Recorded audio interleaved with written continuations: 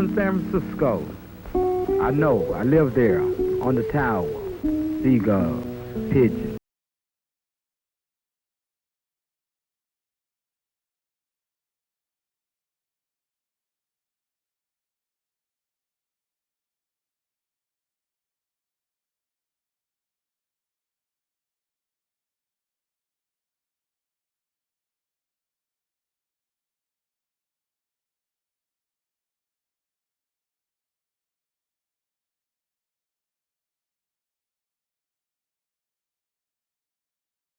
Mo, you can always tell, flat-faced. Ace on every corner. Don't look too hard, fellas. They got guns. You got 1,000 fellas. The king. Pin this tough sheen. The bosses. Because it's sparring. Some honor. At night. You can always tell that's the lonely ones. Betcha. Some parts of mission. Could always tell. 1,000 on every corner. If hair was a crane, they'd be right on death row with chestnuts. Look out, old man. Look out, old man. Mike is on the scene. Head first. Light up, fellas. Didn't cost me anything. 5 fingers and a quick getaway. Some store suffers. Beat your boogie. Yeah. Everybody's on the scene.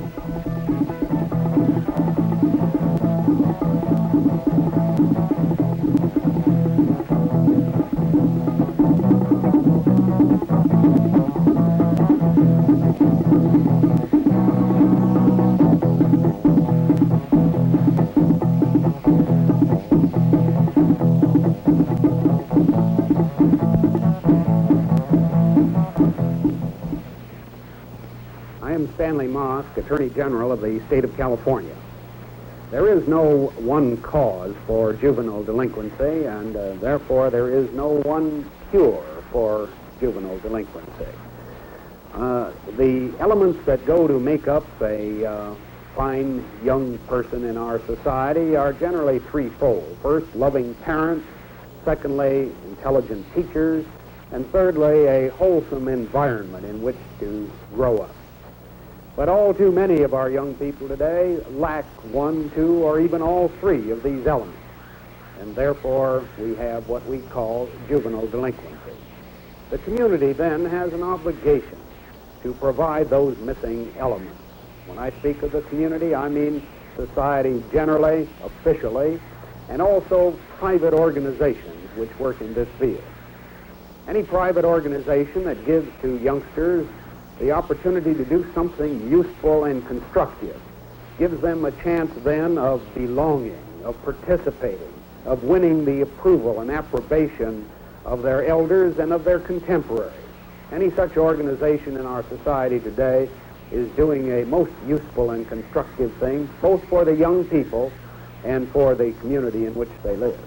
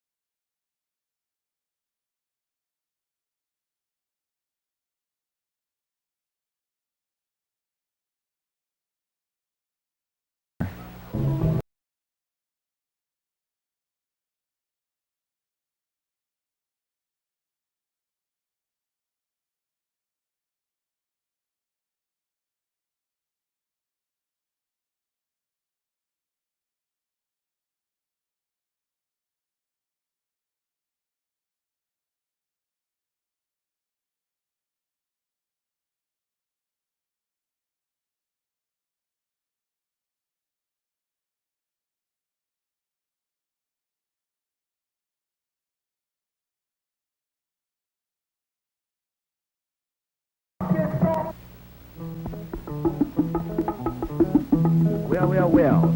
Back to the old plantation. Shucking and jiving. Ain't that sweet?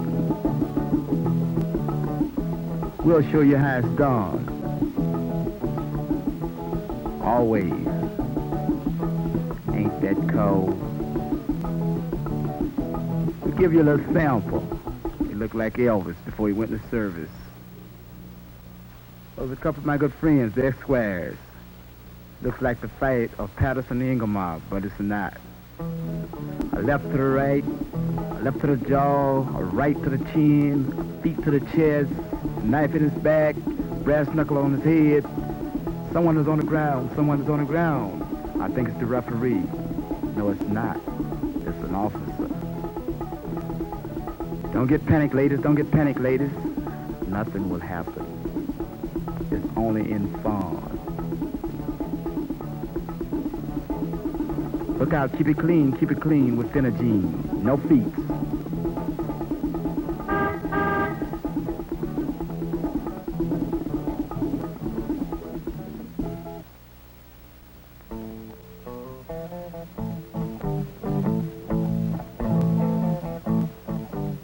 What? No job? Well, don't worry. I know what they'll tell you. You're too young. You're inexperienced. You're not in the union. We can't bond you. You've been in trouble. You're not a graduate. We can't use you. But don't worry. Don't worry. Old lady will lose her Christmas money. Purse will be snatched. Some old man will be knocked down. And everybody will wonder why.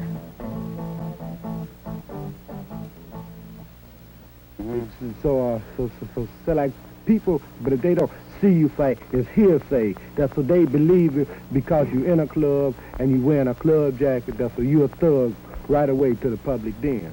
You know, but it's some people that realize that that by being in a club, but it can be a good thing and a club can be a bad thing. But you have to start off with the right thing to end up right. When Carl May started Youth for Service, he realized he could work through the leaders of the jacket clubs. At first, I went out and looked up these boys on the street. This is John Bird, president of the Warlords, a very important club in San Francisco. I just put it up to them, would they help? I told them we needed them, and it worked because it was the truth.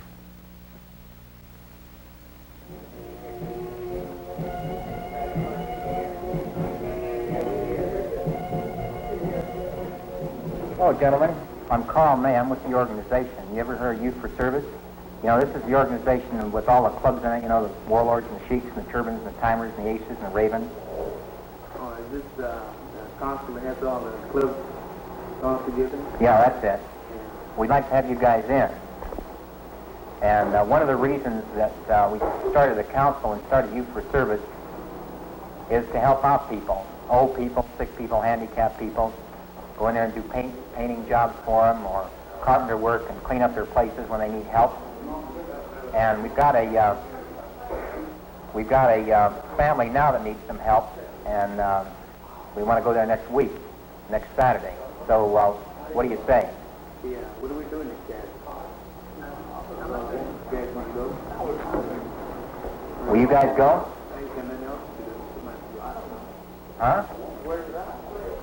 Oh, it's over on Potrero Hill.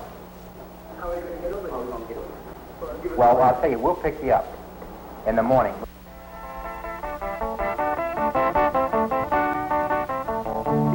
This is a Youth for Service work project. These boys are working for nothing, doing something for somebody else who needs help. Why are they doing it? The answer is that these boys are no different than the rest of us. They need to be needed. They may have had less chance than most of us to relate constructively to the community. They need the opportunity to work for status and recognition. In Youth for Service, we take them as they come. We do not judge them for anything they may have done or failed to do in the past. We do not excommunicate them if they fail to live up to our standards of work or conduct. What we do is accept them as individuals and put them to work. We ask them for help, and who can resist that?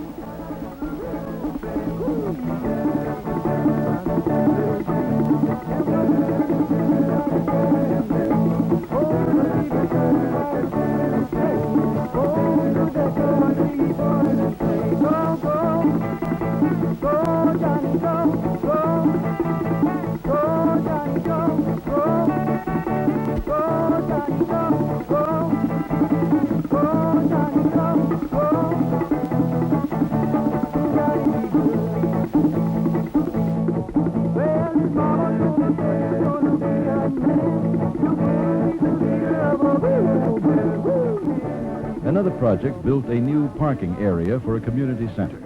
Youth for Service is not a training program for future employment, but it does give the opportunity to learn something of new skills.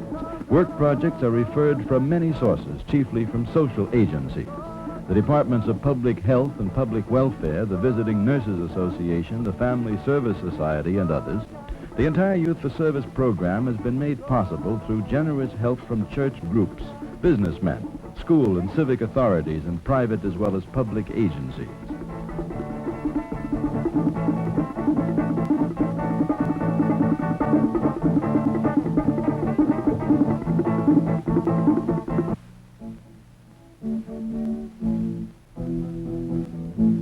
The boys of Youth for Service have helped many elderly and handicapped people with home chores and repairs they cannot manage themselves. When this project started, I figured that if what I believe is true, then people who have known bitterness and despair and frustration will have every bit as much human understanding as the most enlightened people, the supposedly enlightened people that there were around.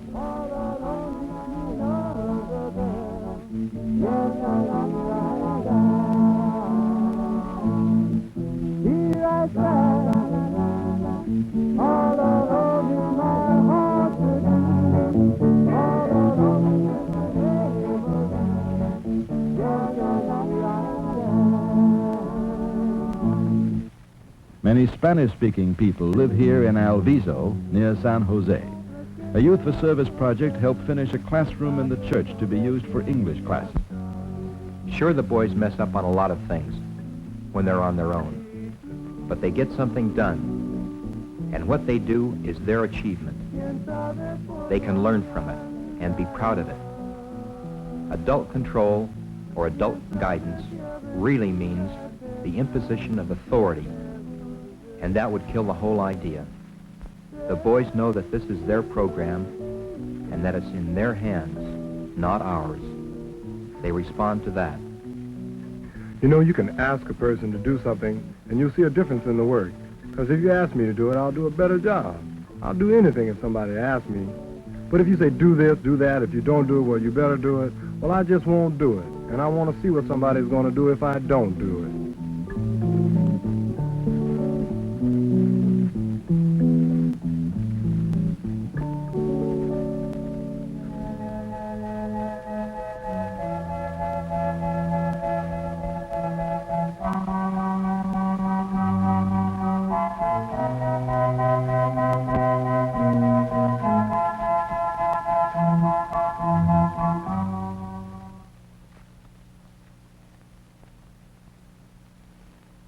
The boys of Youth for Service give of their strength and time and skill, and the community gives too, and both get back more than they give, a sense of sharing, and the boys get something they greatly need, tangible evidence of community confidence in them, expressed in terms of good materials and efficient and valuable equipment.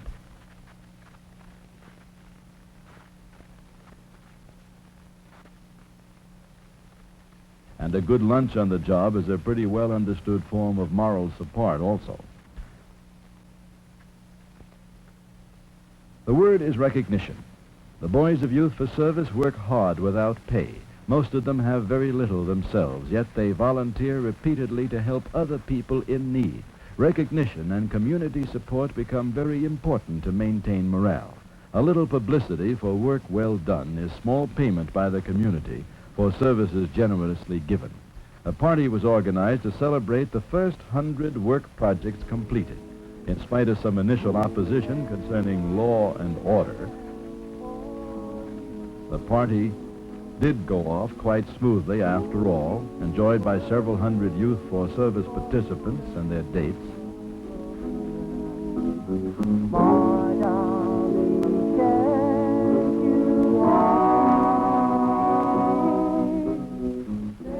Only one slight mishap was reported.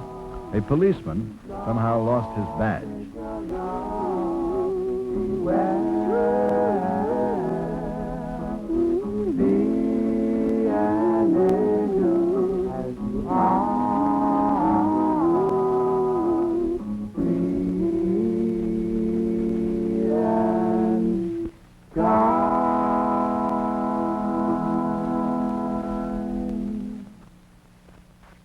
A council of youth clubs from all parts of the city developed directly from the contacts made on work projects. The boys themselves decided they wanted a common meeting ground where they could adjust differences between the clubs before they blew up into rumbles. They also wanted to promote social affairs and special projects on a citywide basis. Both prestige and security were involved in belonging to the organization. One of the first council projects developed in support of the National Youth March for Integrated Schools held in Washington, D.C. in April 1959. The boys in Youth for Service know that integration is not just the struggle of American Negroes for equality, but it's linked with the fight against discrimination of all newly arrived minority groups. 100 years ago, the Irish made up less than 1/3 of the population of New York, but they were charged with over 2/3 of the arrests. There were newcomers then. Today, the Puerto Ricans, the Mexicans, the Pacific and Oriental peoples are the newcomers. The Youth for Service Council raised the money to send a delegate to Washington, the only one sent by a San Francisco youth organization, and he carried petitions gathered by many other groups as well, with over 6,000 signatures.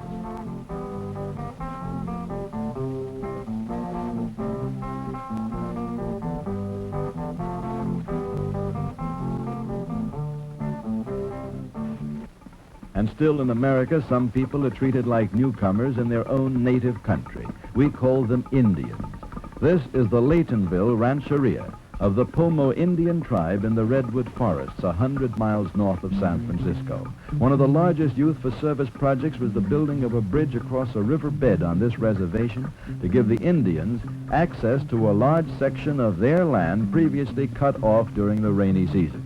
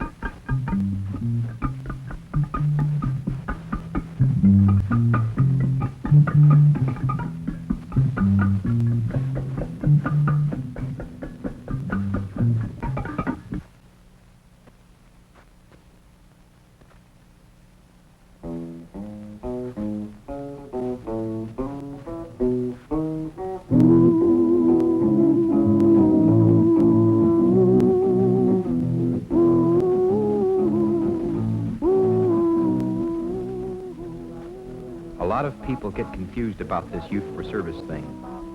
They tend to lump people into categories or groups. There are people who think of Youth for Service as a youth-serving agency, purely in terms of juvenile delinquency prevention. Well, if it works that way, that's fine. But that's not our primary focus. That's not what we're here for. Accepting individuals. That's what makes the whole thing meaningful. When it comes right down to it, we have no political axe to grind, no religious axe to grind, no social axe, or anything except that we are trying to reconcile differences between people. And that's what this whole project is about. Reconciling differences, as well as doing something useful.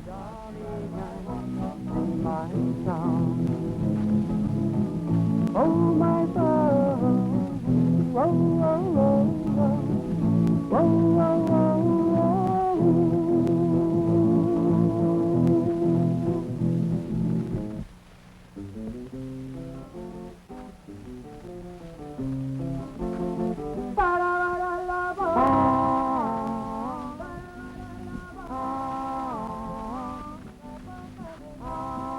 We have a choice in dealing with these boys of continuing the old community policy of suspicion, surveillance, rejection, and with the usual results.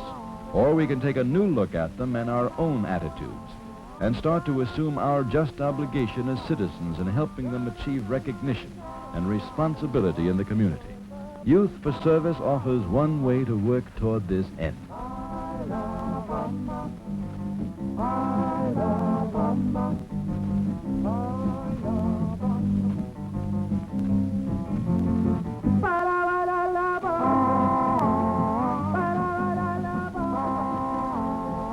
Well, the bridge is built. Youth for Service. Nobody, least of all the Friends, thinks this program is a cure-all for anything. If it does mean something, it'll be what the boys make it mean, with our help.